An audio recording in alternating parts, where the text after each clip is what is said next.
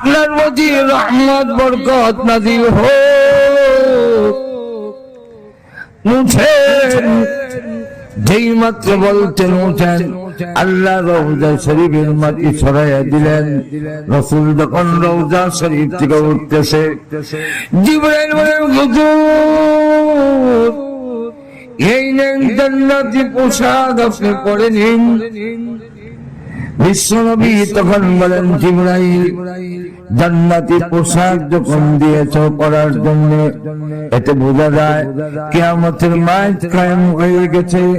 আপনি আমার নবী কেমন নবী চিন্তা করেন, কেমন উম্মতের দরদি, নিজের চাইতে উম্মতের দরদ বেশি। নবী তখন ডাক দিয়ে বলে, জিবরাইল কাপড় পরিধান করব পরে, আগে আমার দাঁড়াও, আমাকে বলো আমার উম্মতের হিসাব আরম্ভ হয়ে গেছে নাকি। জিবরাইল বলেন, হুজুর এখনো সিংহে ফু দেওয়া হয়নি, আপনি কাপড় পরিধান করুন। ইসরাফিল রেডি হয়ে আছে, মুখের মধ্যে একটা সিংহ লাগানো। পৃথিবীতে আল্লাহ যত মাখলুক বানিয়েছেন ততটা ছিদ্র সিংহের মধ্যে আছে। সিংহ মুখে লাগাইয়া ওই ছিদ্রের মধ্যে তার রূহ যখন পিট করা হয়েছে, ইসরাফিল ফু দেওয়া মাত্র রূহগুলো উড়ে গিয়া যাকে যেখানে দাফন করেছে সেই কবরের জায়গার মধ্যে গিয়ে চুম্বকের মতো টান দিবে। তখন সমস্ত রূহগুলো বের হয়ে আসবে, কবরের জগৎ থেকে বের হয়ে আসবে। আল্লাহ নবীকে যদি রওজা শরীফ থেকে উঠাবে, লক্ষ লক্ষ ফেরেশতা নবীজির মদিনার রওজা শরীফের চতুর্দিকে আল্লাহ মোতায়েন করবেন। আজকে বিশ্ব নবী উঠবে, আজকে কবর থেকে বিশ্ব নবী উঠবে, এইভাবে সম্মান দিবেন। অগনবীজি যেহেতু আপনি নবুয়তের সাথে গোলামিয়ত গ্রহণ করে নিয়েছেন, আমি আল্লাহ এই ইজ্জত আপনাকে দিলাম। এই ইজ্জত সম্মান কাউকে দেয় নাই। এবার লক্ষ্য করে দেখে নবীজি নবী হওয়ার পরেও তার জিন্দেগীর মধ্যে সামান্যতম কোনো অহংকার নাই। নবীর জীবনে কোনদিন কারো সাথে মুসাফা করলে, আমরা দেখবেন মুসাফা করলে ওই দিক থেকে কেউ মুসাফা করলে এমনে ছায়া থাকে ওই দিকে, হাত দেয় এই দিকে, নজরে কোন থেকে, অথবা হাত দিল আঙ্গুলটা দিয়ে রাখে, আঙ্গুল, অথবা এক হাতে করে, অহংকার। এইদিকে মুসাফা করা এটা অহংকার আছে। কিন্তু আপনি আমার নবী যখন মুসাফা করতেন, মুসাফাও করলে দুই হাত দিয়ে যৎকান পর্যন্ত, এই বেলা না ছাড়ত অৎকান পর্যন্ত নবী ছাড়তেন না। দুই নম্বর হলো কেউ যদি এই দিক থেকে মুসাফা করত, রাসূল পরিপূর্ণ তার দিকে এইভাবে ভুলে যেতেন। সামনে করলে এইভাবে করতেন, ওই দিক থেকে করলে বাঁকা হইয়া করতেন না। কেন? এর মধ্যে অহংকার প্রকাশিত হয়। আল্লাহর নবী মুসাফার মধ্যে অহংকার নাই। নবীর সাথে কেউ হাঁটলে, আমরা সাথে যদি কেউ হাঁটে আর আমার বরাবর যদিও মনের মধ্যে কষ্ট লাগে,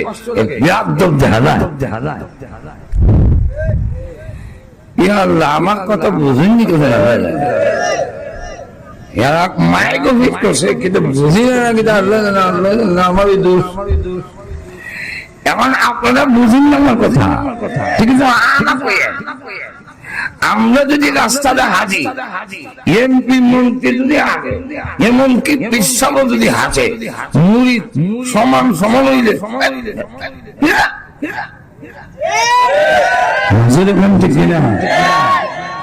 আর তেমন কিছু না কইলো ভিতরে মিথ্যা গান হুলায় ওইটা।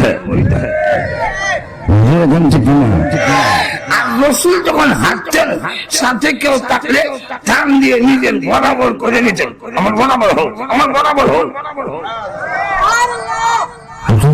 আল্লাহু আকবার।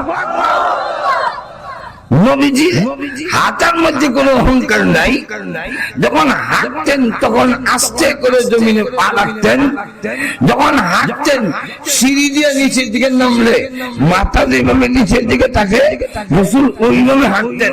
আমরা হাঁটতেছি না টান দিয়ে হাঁটে, এদের মধ্যে অহংকার।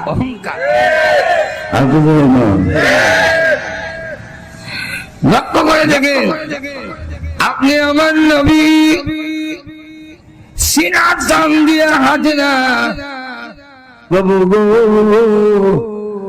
আমি তোমার গোলাম, আমি পৃথিবীর কোন রাজা বাদশা নই, আমি সম্রাট নই যে অহংকার করব। নবীজি যখন নাকি কাপড় পরিধান করতেন, নাভির নিচে কাপড় পরতেন না, এইদিকে ঢাকনার নিচে নবীর কাপড় জীবনে কোনদিন যায়নি। গোসা বরাবর কাপড় থাকতো, এর নিচে যায় না। প্রভু তাকায়া দেখো, কাপড় পরিধান করলাম গোলামের মতো, যেই তো আমি তোমার গোলাম, হাতি আমি তোমার গোলামের মতো। আয় আল্লাহ তাআলা, প্রভু সিয়াদ টেবিলে রাজা বাদশারা বড় লোকরা বইয়া খায়, আমি মোহাম্মদ জিন্দেগিতে সিয়াদ টেবিলে তো দূরের কথা, সাইর পায়া সগির মধ্যে বইয়াও তিনি খান নাই। নিচে বইয়া খাইতে কেন? আমি তোমার গোলাম। যদি কোন ফকিরে বাড়িওয়ালা খাবার দেয় আর যদি আইসা দেখে ডাইনিং টেবিলে বইয়া খায়, মালিকা তখন ধমক দিয়া নিচে নামাইয়া দেয়, ফকির বেড়া হইয়া আমার ডাইনিং টেবিলে বইয়া গেছে, নিচে বইয়া খা।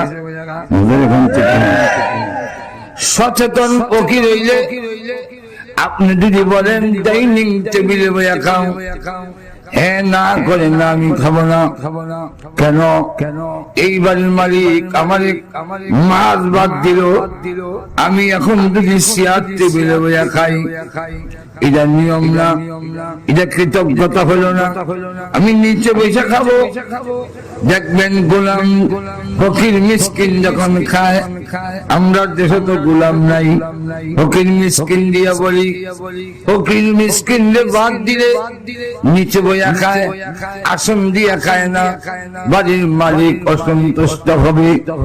আদা খায়, আদা থইয়া যায় না, ভালো করে খাইয়া এমন ভাবে মুচ্ছা খায় যাতে বাড়ির মালিক অসন্তুষ্ট না হয়। আল্লাহর নবী বলেন, বাবু তাকায়া দেখো, আমি জীবনে কোনদিন আসন দিয়া বইয়া খাই নাই। আল্লাহ এমন ভাবে নবীজি প্লেট মুচ্ছা খাইতেন। আম্মা জান আয়েশা বলেন, হাজারো প্লেটের মধ্যে কোন প্লেটটাই নবী খাইছেন আমি তালাশ করে বের করতে পারতাম। এর কারণ যেই প্লেটটা বেশি পরিষ্কার দেখতাম, বুঝতাম এই প্লেটে বিশ্ব নবী খেয়েছে। তো লক্ষ্য করে দেখে নবী বলে, আল্লাহ কেন আমি তোমার গোলামি অর্জন করে নিছি, তাই প্রত্যেকটা কাজে আমার গোলামি।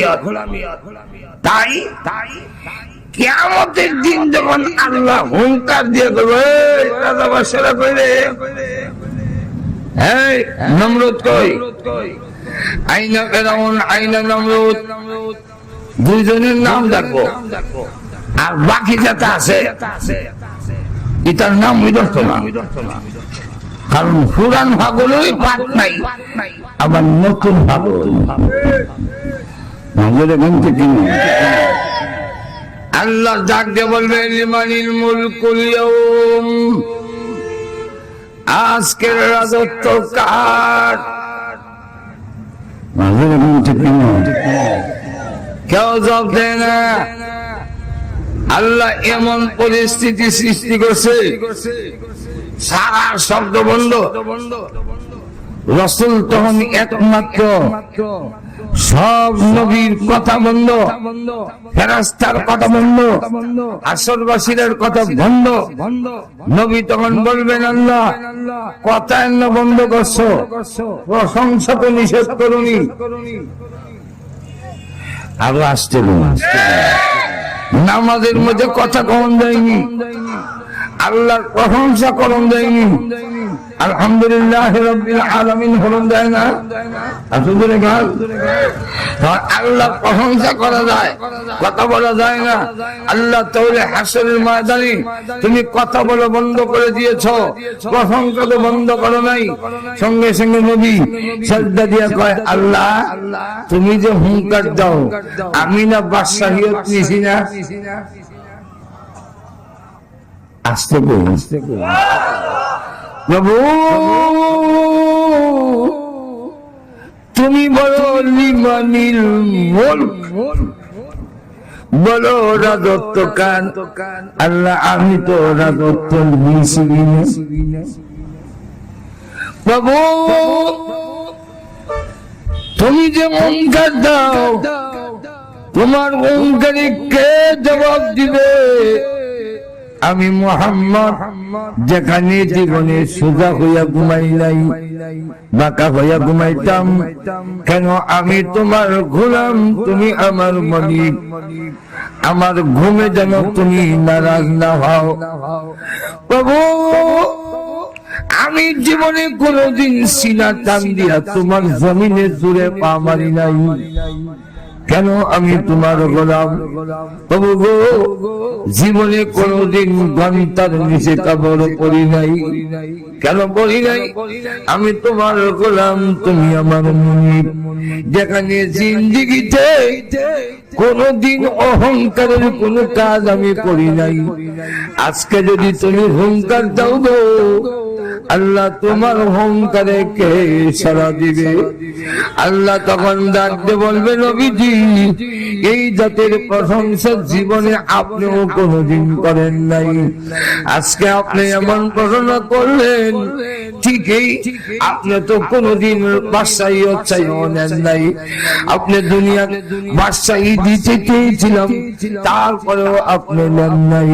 তাই নবীজি ইরফান রাসাকা ইসফা লিমান তুসাফা, নবীজি আপনি মাথা উঠান, আপনি সুপারিশ করেন, আমি আল্লাহ কবুল করব। আপনি যা চাইবেন আমি আল্লাহ তা দিব।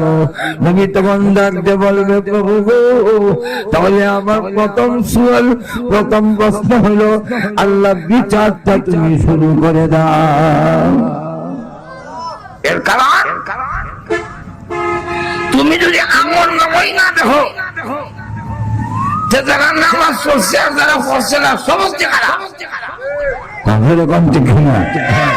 যারা তোমাদের দলাইয়া রোজা রাখলো আর যারা জালের বলা খাইছে আর কইছে পিতা হইছে, হেও খালা হেও খালা।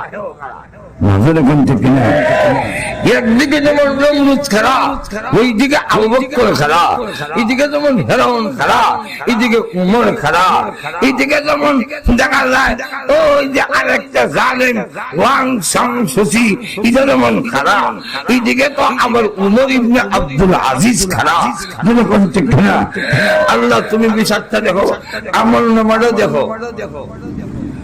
আল্লাহ বলেন না আমল নামা দেখবই না। কেন? দেখলে আমার গুছা উঠবো। আমি যখন দেখুন হ্যাঁ আমল নামার মধ্যে লেখা দিয়ার গড ইজ নট, আল্লাহ নাই, হ্যাঁ তখন মন দেশাই বুনি বাড়িয়া উঠাই যাই। আমি যখন আমল নামার মধ্যে দেখবো খাইছি আর খাইছি কিতা হয়েছে, তখন কিতা করার লাগবো দেখতামই না। রাসূল বলেন, আল্লাহ এই আমল নামাটা দেখেন, এইটা দেখেন, যদি মনে করেন দেখার মতো দেখেন, যেই মাত্র আমলনামা দিব আর আমলনামাটা দেখা মাত্রই আল্লাহর রাগ গুসা মুহূর্তের মধ্যে ঠান্ডা হয়ে যাবে, বিচার শুরু করে দিবেন। এই আমলনামা হলো হযরত আবু বকর সিদ্দিকের আমলনামা। আল্লাহ পাক কোরআনে বলেন, তাবারাকাল্লাযী বিয়াদিহিল মুলক ওয়া হুয়া আলা কুল্লি শাইইন কাদির।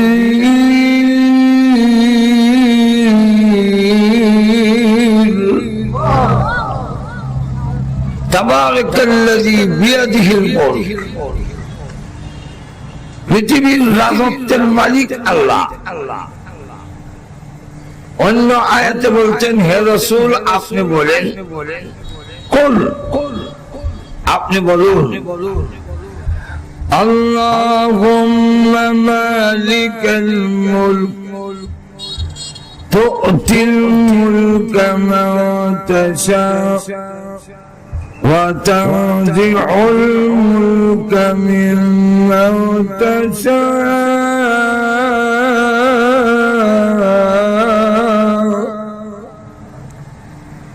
হায় আল্লাহ, রাজত্ব দেওয়ার মালিক তুমি, আবার রাজত্ব ছিনিয়ে নেওয়ার মালিক তুমি। দেওয়া এবং নেওয়া দুটোর মালিক আল্লাহ, কারণ এই পৃথিবীর মূল মালিক আল্লাহ। যদিও আমাদের দেশে অনেক সময় বক্তৃতা দেওয়া হয় জনগণ সকল ক্ষমতার উৎস, এটা যে মিথ্যা কথা, এটা যে তাদের জনগণকে ধোঁকা দেওয়ার জন্য একটা কথা। এটা মাঝে মাঝে ইলেকশন আইলে বুঝাইয়া দেয় জনগণ কোন ক্ষমতার মালিক না।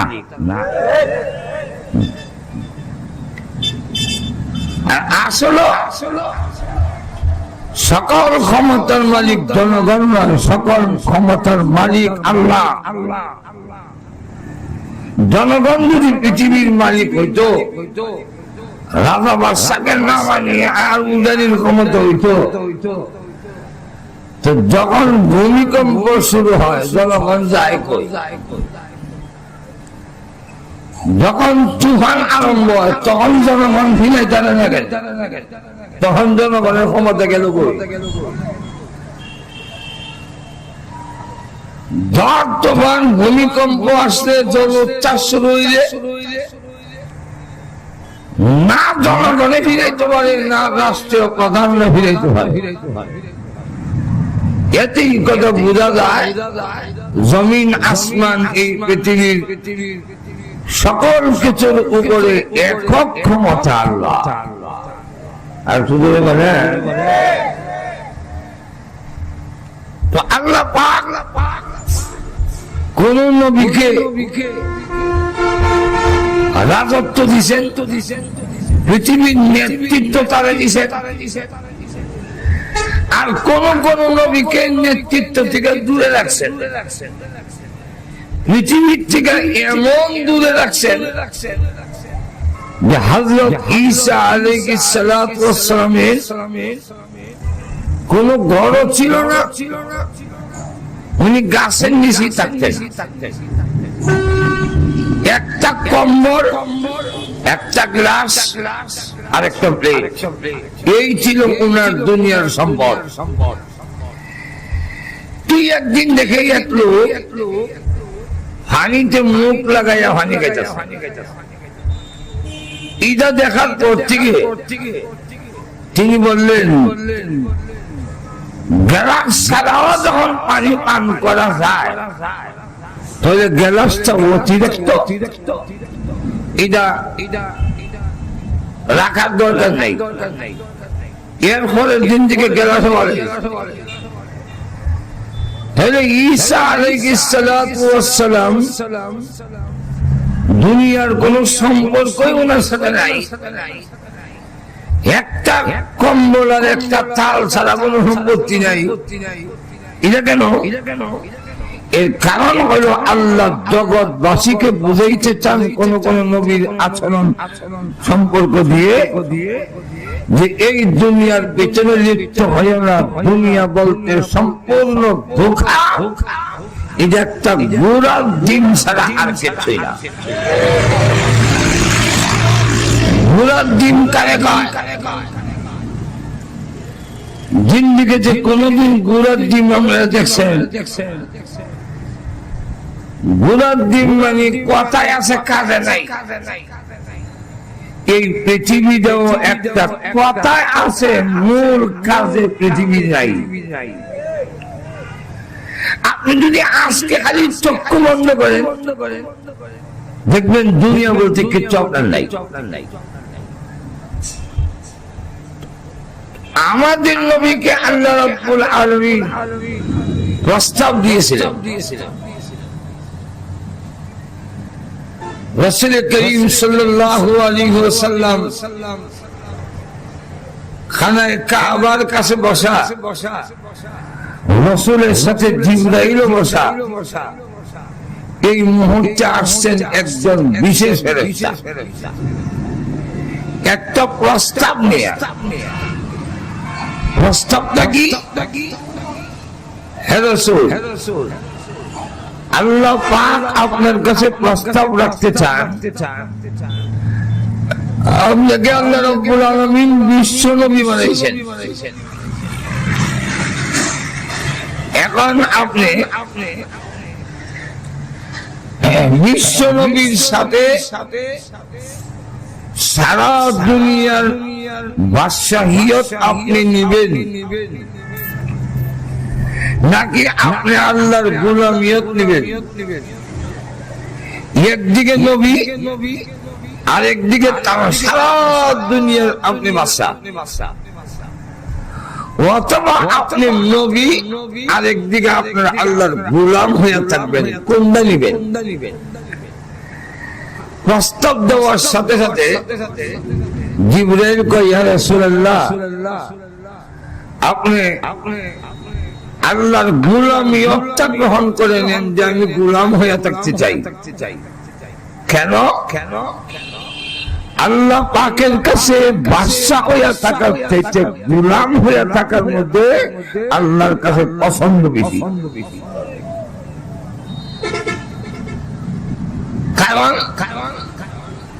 কারণ হইল এই বলে বলো তুমি এই আধুনিক যুগে বাতি এইসব এখনো যদি বাতি লাগে, সারা দুনিয়া দেখতেছি ভিডিও করে বাচ্চা ছাড়া, তার দিন দুপুরে বাচ্চাই চলে এখন আবার খাবে, ডিস্টার্ব করে। পরে অন্য বক্তাই তুলল, আমার তুলনার উদাহরণ নেই। এখন লক্ষ্য করেন অন্যরা এলো তুলল বাচ্চা দিয়া অঙ্গটা লক্ষ্য করেন। কেন? বাদশাহিয়ত, নেতৃত্ব, নেতা, প্রেসিডেন্ট, এগুলার সাথে কিছু না হইলেও বেদাগিরির সাথে থাকে। আর গোলামিয়তের মধ্যে বিনয়ী থাকে। যে গোলাম হয় সে সত্যিকারের আল্লাহর গোলাম হতে চায়, তার মধ্যে বিনয়ী থাকে। মনে করেন আমি যদি বক্তার পাশাপাশি মন্ত্রী হইতাম, আমি এখানে এইভাবে হইতাম না, একবারে হুলি হুলি হুলে একটা বেদাগিরির সাথে কিছুটা হইল একটা আত্মগরিমা ভিতরে ভিতরে থাকে। আর যখন গোলামিয়ত গ্রহণ করে তার মধ্যে বিনয়ী বেশি। আল্লাহর নবী বলেন, হে জিবরাইল, আল্লাহ রাব্বুল আলামিন যদি গোলামিয়ত পছন্দ করেন তাহলে এখন থেকে আমি নবী সারা পৃথিবীর নবী হওয়ার পাশাপাশি সারা পৃথিবীর নেতৃত্ব আমি নিলাম না, শুধু মক্কা মদিনা এবং আশপাশের এরিয়ার নেতৃত্ব রাসূল গ্রহণ করলেন। প্রশ্ন হতে পারে, সুলাইমান নবীকে আল্লাহ তামাম দুনিয়ার উনাকে বাদশাহিয়ত দিলেন, আমাদের নবীকে তামাম দুনিয়ার বাদশাহিয়ত দিলেন না কেন? এর জবাব আল্লাহর নবী সারা দুনিয়ার বাদশাহিয়ত তিনি গ্রহণ করে নেন নাই, তিনি নিয়েছেন আল্লাহর গোলামিয়ত। এই কারণে নবীজি যেই মাত্র বললেন, প্রভু আমি নবী পাশাপাশি তোমার গোলাম হয়ে পৃথিবীতে বেঁচে থাকতে চাই, আল্লাহ রাব্বুল আলামিন বলেন, ও নবীজি আমি যাদেরকে পছন্দ করি আপনি যখন এটা গ্রহণ করলেন, এমন রাজত্ব এমন সম্মান আপনাকে পৃথিবীতে আমি আল্লাহ দিব, যতদিন পর্যন্ত আমি আল্লাহ থাকবো আমার নাম থাকবে, ততদিন পর্যন্ত আপনি নবীর নাম পৃথিবীতে জারি থাকবে। লক্ষ্য করে দেখেন, সুলাইমান আলাইহিস সালাম বাদশা ছিলেন, আজকে নাই শেষ। লক্ষ্য করে দেখেন, ইউসুফ আলাইহিস সালাম আজ দুনিয়াতে নাই, শেষ। দাউদ আলাইহিস সালাম নাই, দুনিয়াতে নাম নাই। কিন্তু আমাদের আপনি আমার নবী দুনিয়া থেকে বিদায় হয়ে গেল, এমন কোন ধর্মীয় কাজ নাই যেখানে আল্লাহর নাম আছে সেখানে নবীর নাম আছে। আযান দিতে গেলে আল্লাহর নাম যেমন আছে নবীর নাম আছে, নামাজ পড়তে গেলে আল্লাহর নাম যেমন আছে নবীর নাম আছে। আপনি যতগুলো আল্লাহর হুকুম মানতে যাবেন প্রত্যেকটা জায়গার মধ্যে আল্লাহ রাব্বুল আলামিন তার নবীর নামটাকে রেখে দিলেন। যতদিন দুনিয়া থাকবে ততদিন আপনি আমার নবীর নামও পৃথিবীতে থাকবে। এখন ঠিক কিনা? আরো জোরে বলেন, আল্লাহর নাম যেমন আছে আযান দিতে আল্লাহু আকবার, আশহাদু আল্লা ইলাহা ইল্লাল্লাহ, আশহাদু আন্না মুহাম্মাদুর রাসূলুল্লাহ বলা লাগে। বুঝলেন ঠিক না? আপনি নামাজ পড়তে যাবেন, আল্লাহর কথা যেমন আছে নবীর যুগে পড়তে হয়। সবটা কাজে সব জায়গায় ওরা ফানাল লাকাদিকলা, আমি আল্লাহ সর্বোচ্চ আপনার সম্মান বাড়াইয়া দিলাম। আর শুধু ইগরি না, আপনাকে আমি এত সম্মান দিব পৃথিবীর কোন নবী রাসূলকেও এত সম্মান দেওয়া হবে না। যেদিন কবর থেকে উঠাবেন সব নবীকে উলঙ্গ, হযরত আদম আলাইহিস সালাম থেকে নিয়ে ঈসা আলাইহিস সালাম পর্যন্ত সমস্ত নবী উলঙ্গ উঠবে। দুইজন নবীকে উঁচাইয়া কাপড় পরাবেন, এর মধ্যে একজন হলো আদম আলাইহিস সালাম, আরেকজন হলো হযরত ইব্রাহিম আলাইহিস সালাম। এই দুইজন নবীকে কিয়ামতের দিন আল্লাহ কাপড় পরাবেন, ইজ্জত দিবেন। কেন? আদম আলাইহিস সালামকে জান্নাত থেকে শয়তানের ষড়যন্ত্র কইরা উলঙ্গ কইরা বাড়ি করছিল। এই কারণে কিয়ামতের দিন আল্লাহ উনাকে কাপড় পরায়া সম্মান দিবেন, ইব্রাহিম নবীকে দিবেন। কেন? ইব্রাহিম নবীর কাপড়গুলো ওই নমরুদ বাহিনী উনার গায়ের থেকে টেনে ফেলে দিয়েছিল, তাই আল্লাহ কিয়ামতের দিন ইব্রাহিম নবীকে কাপড় পরায়া সম্মান দিবেন। আর আপনি আমার নবী বিশ্ব নবী রাহমাতুল লিল আলামিনকে উলঙ্গ উঠাইয়া এরপরে কাপড় পরাবেন এমনটা নয়। আপনি আমার নবীকে আল্লাহ কবর থেকে জান্নাতের পোশাক পরাইয়া আসরের দিন উঠাইবেন, রসুলকে কবর থেকে উঠাইবেন কাপড় ভরাইয়া। এটা সিস্টেম কিভাবে?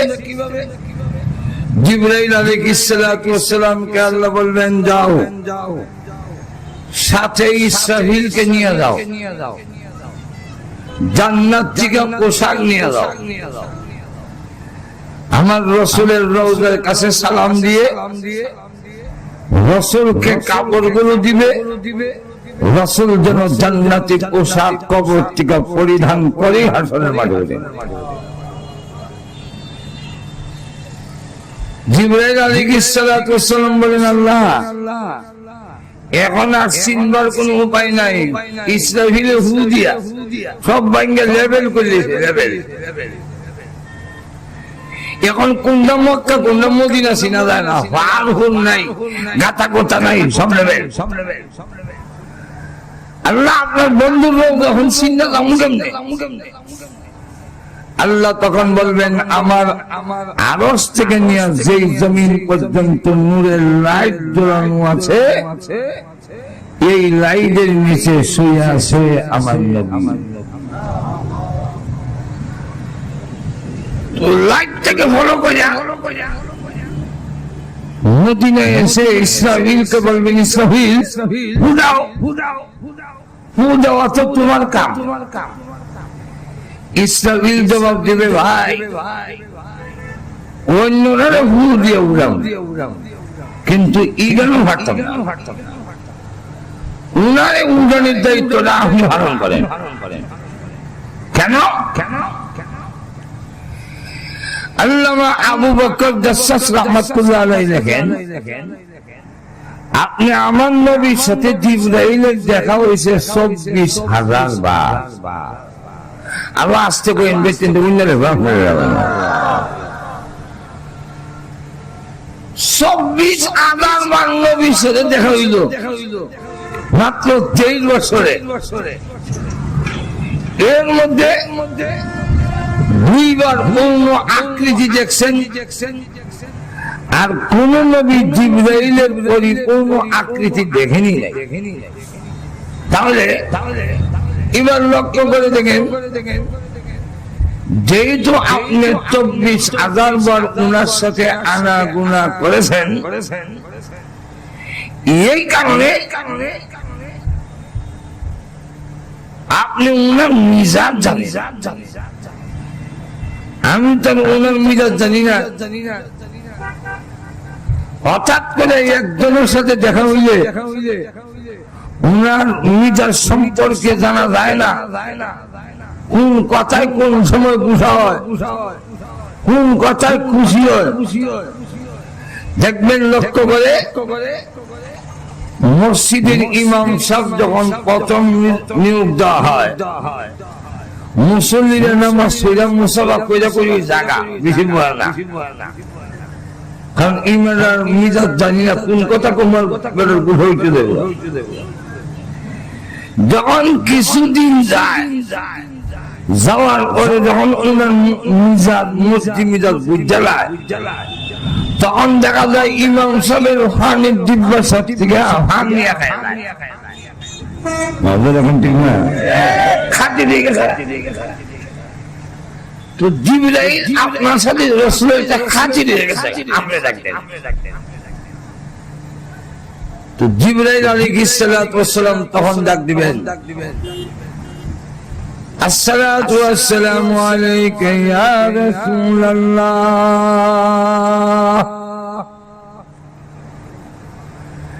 আহলে সুন্নাত ওয়াল জামাতের আকীদা হলো নবীর ইন্তেকাল হয়েছে এটা মানতে হবে। নবীর ইন্তেকাল হয়েছে এই কথা যারা মানে না, এরা আহলে সুন্নাত না, এরা হলো আহলে ভেজাল। আমাদের সমাজে একদল আছে কয় মসনা মসনা নবী জিন্দাই আছে, কেমন গর্দ চিন্তা করে। নবী মরছে না জিন্দাই আছে, সাহাবাই কেরাম কি জিন্দা নবী নিয়ে কবর তৈরিছে?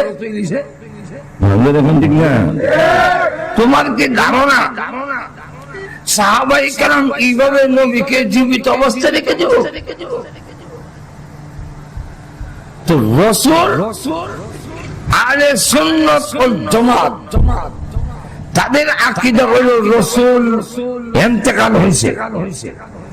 আল্লাহ কোরআনে বলছেন ইন্নাকা মাইয়িতুন ওয়া ইন্নাহুম মাইয়িতুন, আপনিও মরণশীল আর আপনার দুশমনরাও মরণশীল। আসলে আরো জোরে, শুধু তা না, জীবন মরণও আপনার হাতে না, রাসূলের জীবন মরণও আল্লাহর হাতে। যেরকম কার হাতে? আল্লাহ নিজে বলছেন কুল ইন্না সালাতি ওয়া নুসুকি ওয়া মাহইয়ায়া ওয়া মামাতি লিল্লাহি রাব্বিল আলামিন।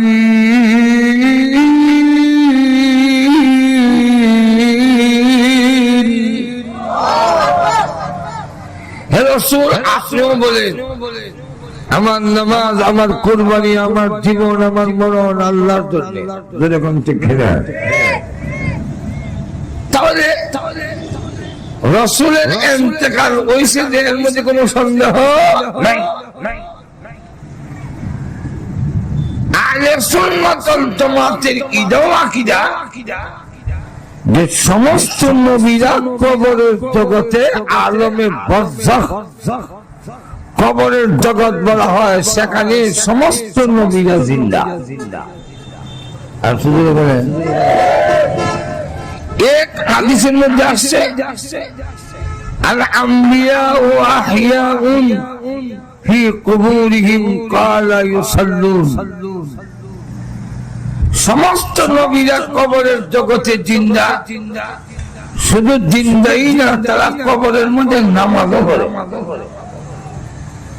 রাসূল যখন মেরাজে যান, মূসা আলাইহিস সালামের কবরের পাশে দিয়ে যাচ্ছেন, তো আল্লাহ পাক কবরের ভিতরটা তুলে ধরলেন। রাসূল বুরাক থেকে তাকায়া দেখেন হযরত মূসা আলাইহিস সালাম কবরে দাঁড়ায়া নামাজ আদায় করতেন।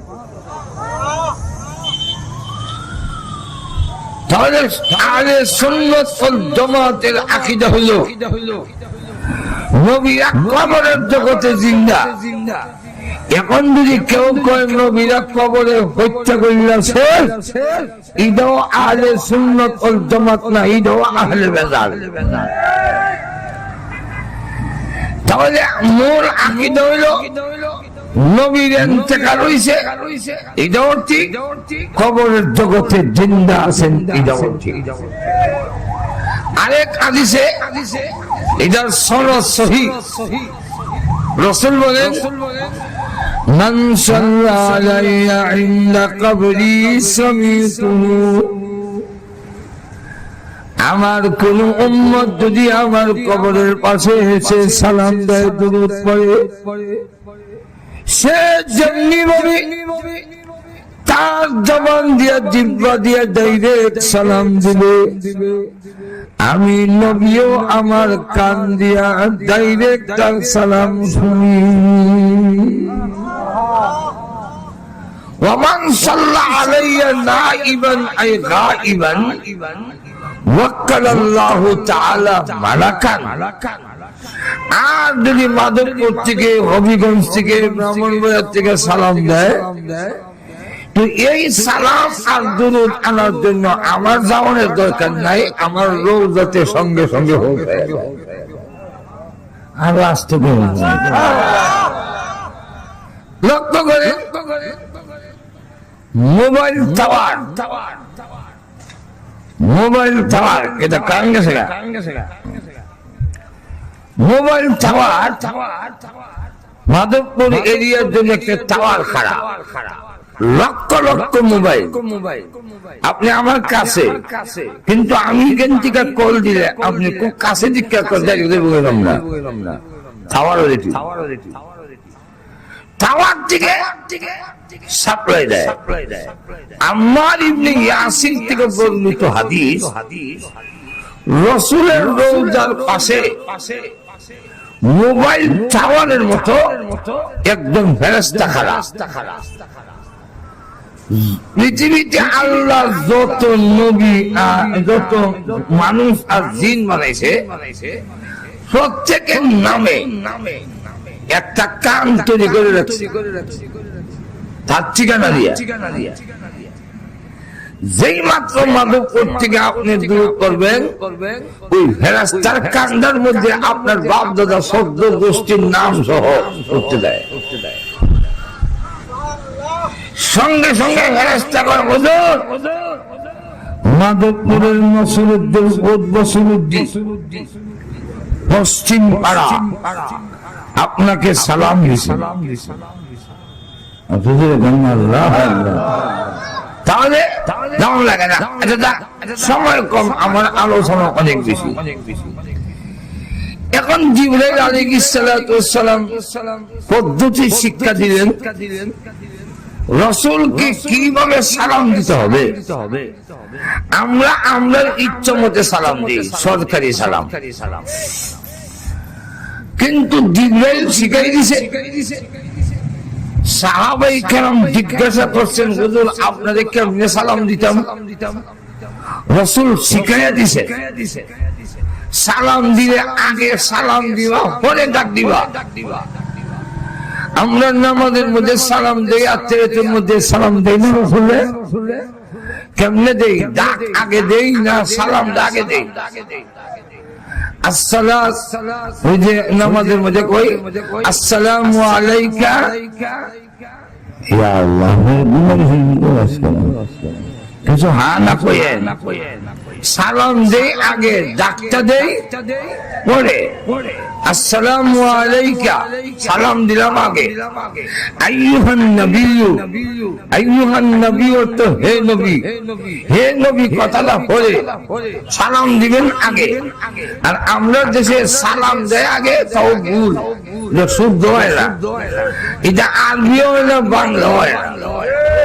ইয়া নবী সালাম আলাইকা, এটা না আরবি হইল না বাংলা হইল। ইয়া আল্লাহ ঘুমাই গেছেন।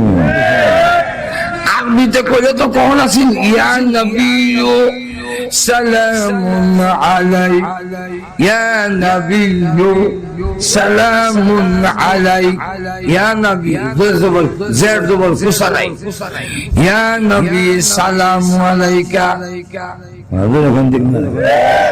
এটা আরবি লাইন হইল না, শুদ্ধ হইছে না।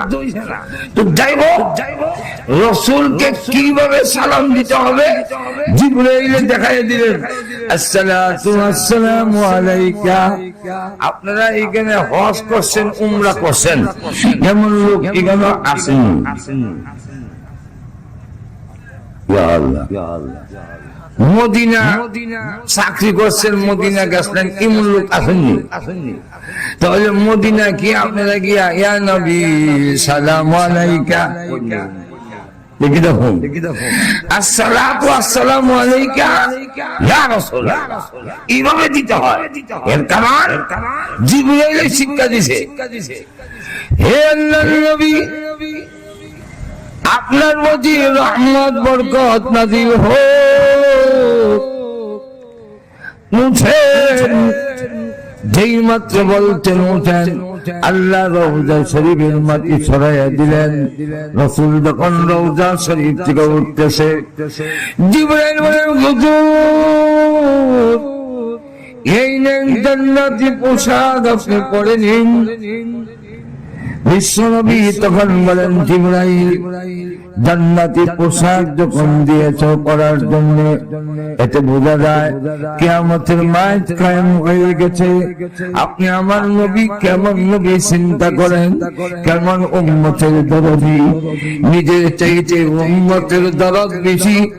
নবী তখন ডাক দিয়ে বলে, জিবরাইল কাপড় পরিধান করব পরে, আগে আমার জানাও, আমাকে বলো আমার উম্মতের হিসাব আরম্ভ হয়ে গেছে নাকি।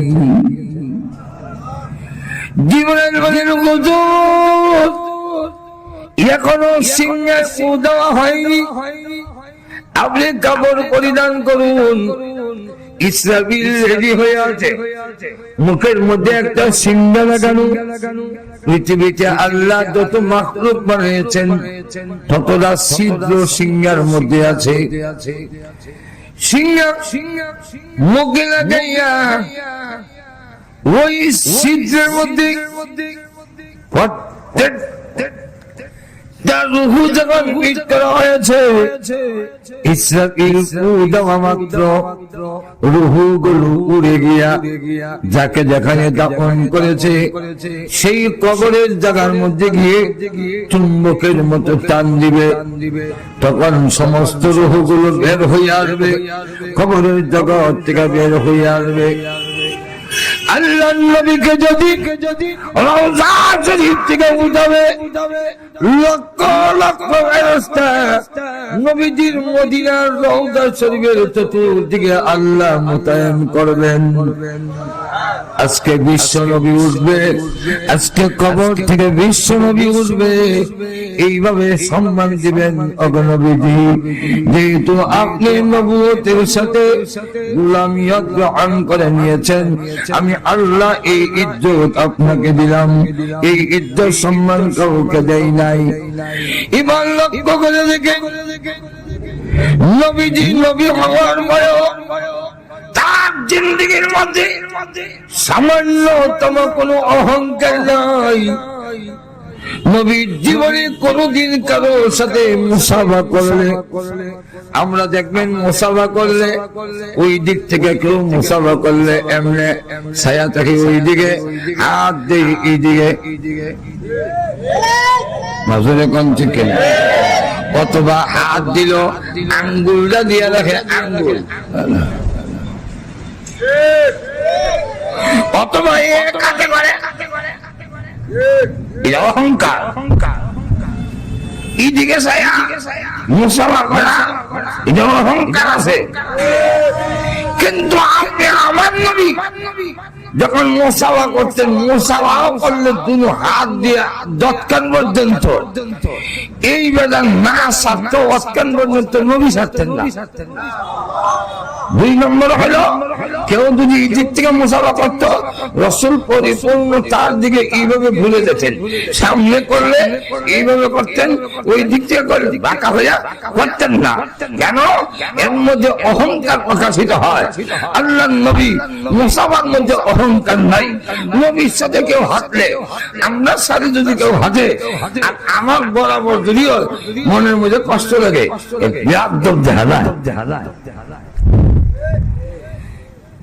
আমার কথা বুঝেননি কেন? মাইকে ফিট করছে কিন্তু বুঝি না, কিন্তু আল্লাহ আমার দোষ। এখন আপনারা বুঝেন না আমার কথা, ঠিক আছে? আমরা যদি রাস্তাটা হাঁটি, এমপি মন্ত্রী যদি হাঁটে, এমনকি বিশ্বাস যদি হাঁটে, মুড়ি সমান সমান হইলে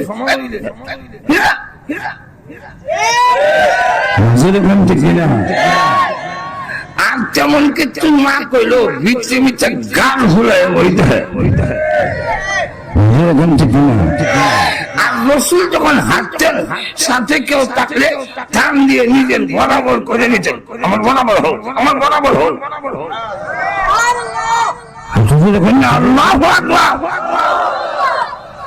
নবীজি হাঁটার মধ্যে কোনো অহংকার নাই। যখন হাঁটতেন তখন আস্তে করে জমিনে পা রাখতেন। যখন হাঁটতেন সিঁড়ি দিয়ে নিচের দিকে নামলে মাথা যেভাবে নিচের দিকে থাকে, রাসূল ওইভাবে হাঁটতেন। আমরা হাঁটতেছি না, টান দিয়ে হাঁটলে এদের মধ্যে অহংকার।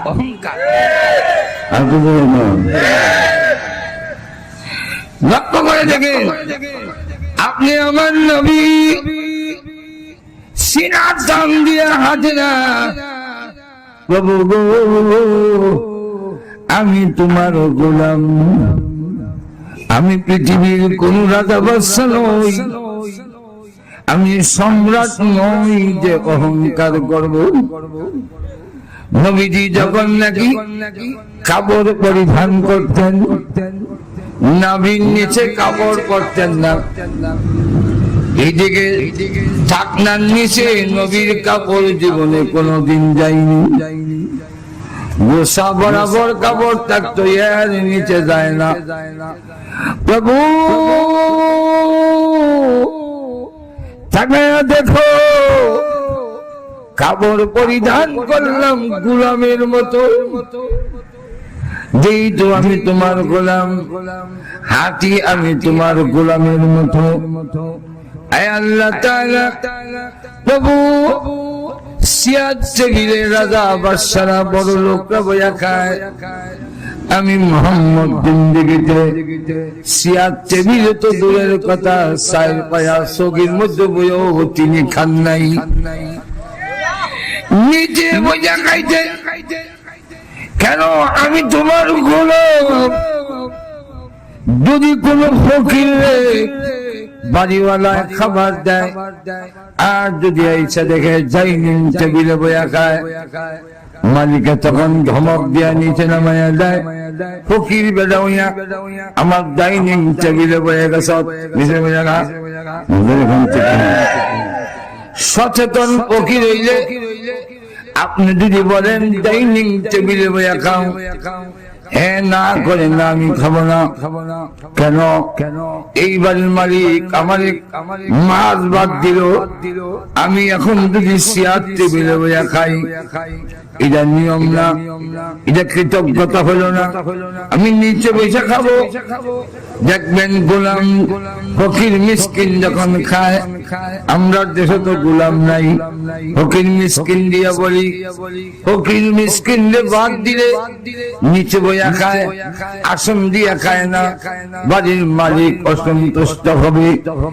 আদা খায়, আদা থইয়া যায় না, ভালো করে খাইয়া এমন ভাবে মুচ্ছা খায় যাতে বাড়ির মালিক অসন্তুষ্ট না হয়। আল্লাহর নবী বলেন, বাবু তাকায়া দেখো, আমি জীবনে কোনদিন আসন দিয়ে বইয়া খাই নাই। আল্লাহ এমন ভাবে নবীজি প্লেট মুচ্ছা খাইতেন। আম্মা জান আয়েশা বলেন, হাজারো প্লেটের মধ্যে কোন প্লেটটাই নবী খাইছেন আমি তালাশ করে বের করতে পারতাম। এর কারণ যেই প্লেটটা বেশি পরিষ্কার দেখতাম, বুঝতাম এই প্লেটে বিশ্ব নবী খেয়েছে। লক্ষ্য করে দেখে নবী বলে, আল্লাহ কেন আমি তোমার গোলামি অর্জন করে নিছি, তাই প্রত্যেকটা কাজে আমার গোলামি। তাই কিয়ামতের দিন যখন আল্লাহ হুঙ্কার দিয়ে বলবে, রাজা বাদশারা কইলে, এই নমরুদ কই, আইনা ফেরাউন, আইনা নমরুদ, দুইজনের নাম ডাকবো, আর বাকি যেটা আছে এটার নাম হইতো না, কারণ পুরান ভাগলই পাঠ নাই, আবার নতুন ভাগল। আল্লাহ ডাক দিয়ে বলবে, লিমানিল মুলকুল ইয়াউম, আজকের রাজত্ব কার? কেউ জবাব দেয় না। আল্লাহ এমন পরিস্থিতি সৃষ্টি করছে, সারা শব্দ বন্ধ, রাসূল তখন একমাত্র, সব নবীর কথা বন্ধ, ফেরেশতার কথা বন্ধ, আসরবাসীর কথা বন্ধ। নবী তখন বলবেন, আল্লাহ কথা বন্ধ করছো, প্রশংসা তো নিষেধ করুনি। আরো আসতে নামাজের মধ্যে কথা কম যায়নি, আল্লাহর প্রশংসা করুন দেয়নি, আলহামদুলিল্লাহ রাব্বিল আলামিন হলুন দেয় না, আসলে গাল আল্লাহর প্রশংসা করা যায়, কথা বলা যায় না। আল্লাহ তাহলে হাসরের ময়দানে তুমি কথা বলা বন্ধ করে দিয়েছো, প্রশংসা তো বন্ধ করো নাই। সঙ্গে সঙ্গে নবী সাজদা দিয়া কয়, আল্লাহ তুমি যে হুঙ্কার দাও, আমি না বাদশাহিয়ত নিছি না? আস্তে প্রভু তুমি বলো লিমানিল মুলক, বলো রাজত্ব কার। আল্লাহ আমি তো রাজত্ব নিছি না। প্রভু তুমি যে হুঙ্কার দাও, তোমার হুঙ্কারে কে জবাব দিবে? আমি মুহাম্মদ যেখানে জীবনে সোজা হইয়া ঘুমাই নাই, বাঁকা হইয়া ঘুমাইতাম, কেন আমি তোমার গোলাম, তুমি আমার মালিক, আমার ঘুমে যেন তুমি নারাজ না হও। প্রভু আমি জীবনে কোনদিন সিনা টান দিয়া তোমার জমিনে জুড়ে পা মারি নাই, কেন আমি তোমার গোলাম। প্রভু গো জীবনে কোনদিন ঘন্টার নিচে কাপড় পরি নাই, কেন পরি নাই? আমি তোমার গোলাম, তুমি আমার মুনিব। যেখানে জিন্দেগিতে কোনদিন অহংকারের কোন কাজ আমি করি নাই, আজকে যদি তুমি হুঙ্কার দাও গো আল্লাহ, তোমার অহংকারে কে সাড়া দিবে? আল্লাহ তখন ডাকতে বলবে, নবীজি এই জাতের প্রশংসা জীবনে আপনিও কোনদিন করেন নাই, আজকে আপনি এমন প্রশংসা করলেন, ঠিকই আপনি তো কোনদিন বাদশাহী চাইও নেন নাই, আপনি দুনিয়া বাদশাহী দিতে চেয়েছিলাম, তারপরেও আপনি নেন নাই। তাই নবীজি ইরফান রাসাকা ইসফান লিমান তুসাফা, ওগো নবীজি আপনি মাথা উঠান, আপনি সুপারিশ করেন, আমি আল্লাহ কবুল করব, আপনি যা চাইবেন আমি আল্লাহ তা দিব। নবী তখন ডাকতে বলবে, প্রভু গো তাহলে আমার প্রথম সুয়াল, প্রথম প্রশ্ন হলো, আল্লাহ বিচারটা তুমি শুরু করে দাও। এর কারণ তুমি যদি আমল নামাই না দেখো, যারা নামাজ পড়ছে আর যারা পড়ছে না সমস্ত খারাপ। যারা তোমার দলাইয়া রোজা রাখলো আর যারা জালের বলা খাইছে আর কোথায় পিতা হয়েছে, কেউ খালা কেউ খালা। একদিকে যেমন নমরুদ খারাপ, ওইদিকে আবু বকর খারাপ, এইদিকে যেমন ফেরাউন খারাপ, এইদিকে উমর খারাপ, এইদিকে যেমন দেখা যায় ওই যে আরেকটা জালেম ওয়াং সাং শশী, এটা যেমন খারাপ, এইদিকে তো আবার উমর ইবনে আব্দুল আজিজ খারাপ। আল্লাহ তুমি বিচারটা দেখো, আমল নামাটা দেখো। আল্লাহ বলেন না আমল নামা দেখবই না। কেন? দেখলে আমার গুছা উঠবো। আমি যখন দেখুন হ্যাঁ আমল নামার মধ্যে লেখা দেয়ার গড ইজ নট,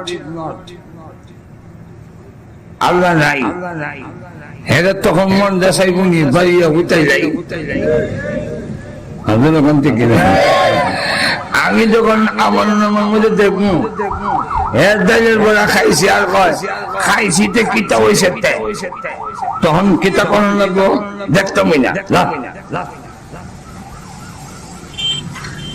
রাসূল বলেন আল্লাহ এই আমল নামাটা দেখেন, যদি মনে করেন দেখার মতো দেখেন,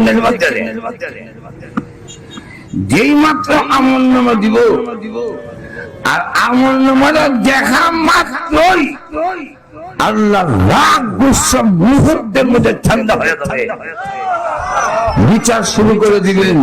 এই আমল নামা হলো হযরত আবু বকর সিদ্দিকের আমল নামা। যার আমল নামা দেখা আল্লাহ রাগ গুসা ঠান্ডা হয়ে যাবে, সেই বিশ্বনবী রাহমাতুল লিল আলামিনের আল্লাহ পাক কিয়ামতের দিন এই সম্মান দিবেন। যদি আমরা নবীদের দিকে লক্ষ্য করলে একদিকে আল্লাহ নবীদেরকে রাজত্ব দিয়েছেন, দিয়া বুঝাইছেন এই রাজত্বের মালিক আমি আল্লাহ। আবার অনেক সময় নবীদেরকে দুনিয়ার সাথে সম্পর্ক বিচ্ছিন্ন করিয়া দেখাইয়া দিয়েছেন দুনিয়ার সাথে বেশি খাতির করা, দুনিয়ার লোভে হয়ে দেওয়া, এটা কোন বুদ্ধিমানের কাজ নয়। আর কি বলে তো সুলাইমান আলাইহিস সালাতু ওয়াস সালামকে আল্লাহ রাব্বুল আলামিন এমন রাজত্ব দিয়েছেন যে তিনি ফিরের কথা বলেন, পশু পাখির কথা বলেন, জিন্নাত ওনার অধীনে হুকুমে চলে। উনি বাতাসে ওনার সিংহাসন এক দেশ থেকে আরেক দেশে নিয়ে যায়। পেট্রোল ডিজেল অক্টেন গ্যাস কিচ্ছু লাগে না, এমন শান শৌকত আল্লাহ দিয়েছেন। উনি একদিন তৈরি প্রস্তুতি গ্রহণ করলেন। ডান দিকে হলো 25,000 মানুষ সোলজার, বাম দিকে হলো জিন্নাত 25,000 সোলজার। উপরে পাখিগুলো ডানা প্রহস্ত করে উনার মাথার উপরে ছায়া ধরে রেখেছে। এই অবস্থায় শান শৌকতের সাথে যখন বের হয়েছেন, পৃথিবীর কোন রাজা বাদশা এইভাবে বের হয়? তো সিংহাসনে বহার পরে একটু দিলের মধ্যে আইছে, এরা আওয়াজটা স্বাভাবিক, এটা আওয়াজটা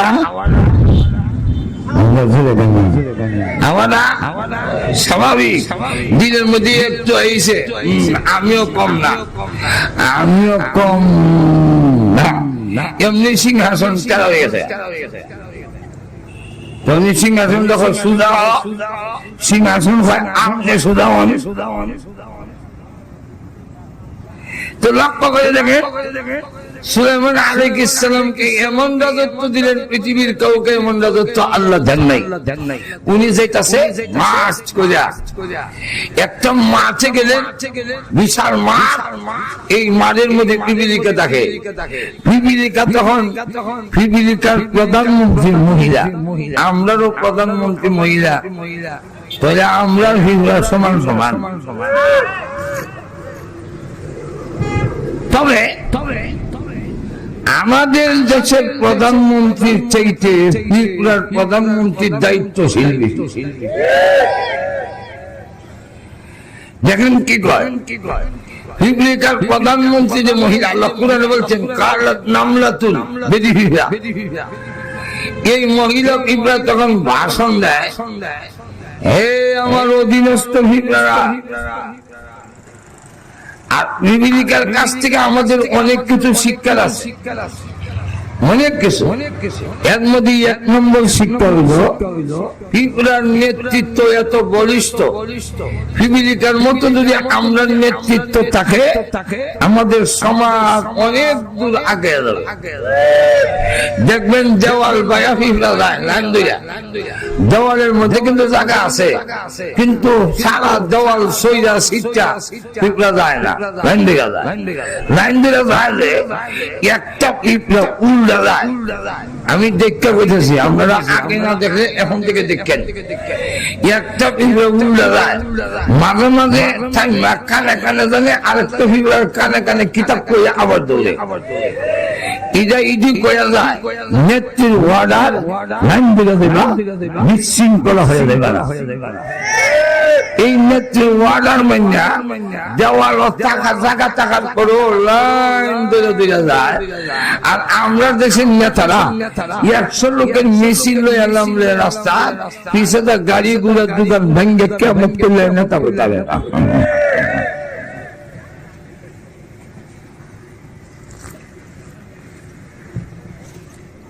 আমরা দেখবো আগে নাইলা ক্ষেত করতো, এখন 2 টাকা ছাড়া তো নাইলা গাছে যে হিলরা, এটা নাইলা যখন ফাইন করেছে সব পিঁপড়া ফানি করে 90 টাকা বেটে একটা মেয়ে চাক্কা হয়েছে।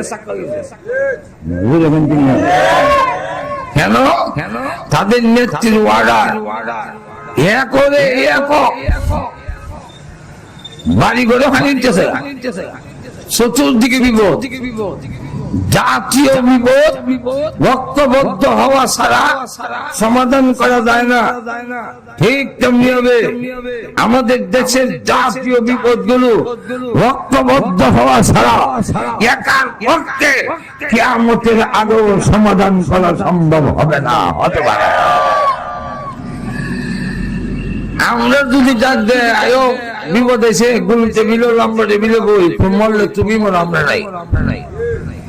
এরপরে পিপলার নেতৃত্ব উপরে যারা আসো নিচে যাও, নিচে যারা আসো উপরে যাও, এই করে দেখবেন সকল লাগায় 6 মাস যদি পানি থাকে একটা পিঁপড়াও মারে না।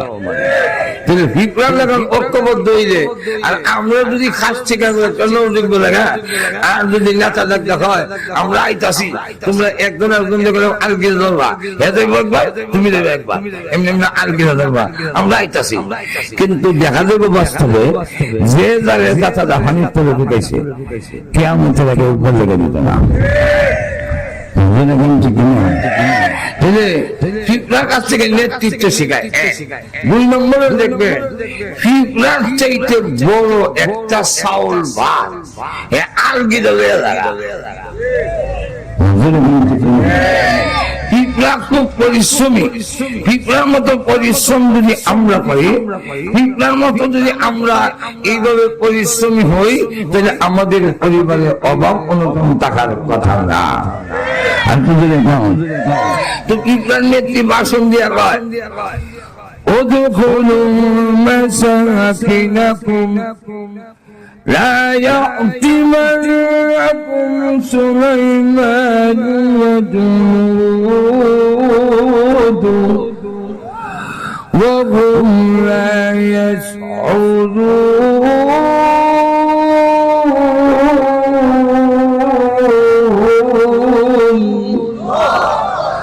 পিঁপড়ার নেত্রী ডাক দিয়া কয়, তাড়াতাড়ি ঘরের ভিতরে ঢুকো। কেন? সুলাইমান আলাইহিস সালাম এবং তার সাথীরা, তার সোলজাররা, তার সাহাবীরা তোমরা যেন জুতা দাও ভাইয়া চেষ্টা করতে না পারে ঘাটার ভিতরে যাও। দেখেন কত দায়িত্বশীল পিঁপড়ার নেত্রী। তার একটা পিঁপড়া সুলাইমান নবীর সোলজারের পায়ের নিচে হইয়া রাতের না মরে আগে শব্দে সতর্কবাণী জানায়। আর আমরা দেশের নেতা নেত্রীরা জিগাইলে উমুক রেদি গরম লিছে, উমুক রেদি গরম লিছে, উমুকের কোন খোঁজ পাত্তা পাওয়া যায় না, ঘুম হয়ে গেছে গা, এরা জবাব দেয়। কেউ গড় ভাড়া দেওয়ান আমরার দায়িত্ব না। তোমরার দায়িত্ব কিটা? খালি জনগণের সম্পদ চুরি হইয়া খাও না কিটা?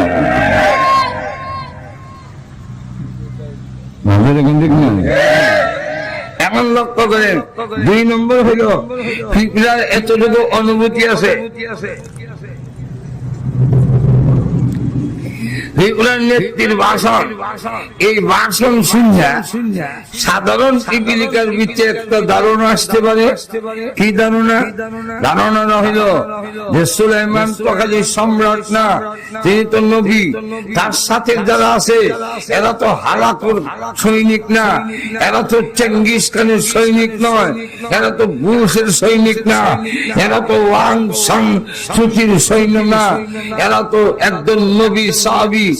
এরা নবী সাহাবী হইয়া আর নবী হইয়া জুতা দা ভাইয়া আমরা চেষ্টা করলাম। এটা কি নবী শিক্ষা? এটা কি নবী শিক্ষা দিছে? এই কথা ধারণা হইতে পারে। এই কারণে পিঁপড়ার নেত্রী তার ভাষণের মধ্যে কয়, ও উমরা ইয়েস অরুণ, চিন্তা করো না, অস্থির হইও না। নবী এবং নবীর সাহাবী এমন শিক্ষা দিতে পারে না। কেন? এরা নবী সাহাবীরা উইরা এরা মারবে না। তখন তো ইয়ে গেছে কারণ